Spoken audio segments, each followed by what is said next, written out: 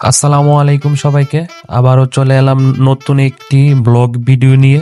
আজ আমরা হাজির হয়েছি আল হাসার হুফুফের জনপ্রিয় ঢাকা কফি হাউসে, যেখানে থাকছে বোনা খিচুড়ি স্বাদ মেলার এক অসাধারণ অভিজ্ঞতা। চলুন দেখি কেমন ছিল আজকের খাবারের জার্নি। ইমরান ভাই, খিচুড়ির স্বাদ কিরকম?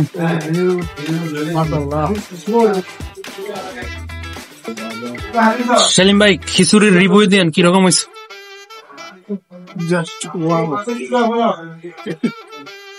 সেলিম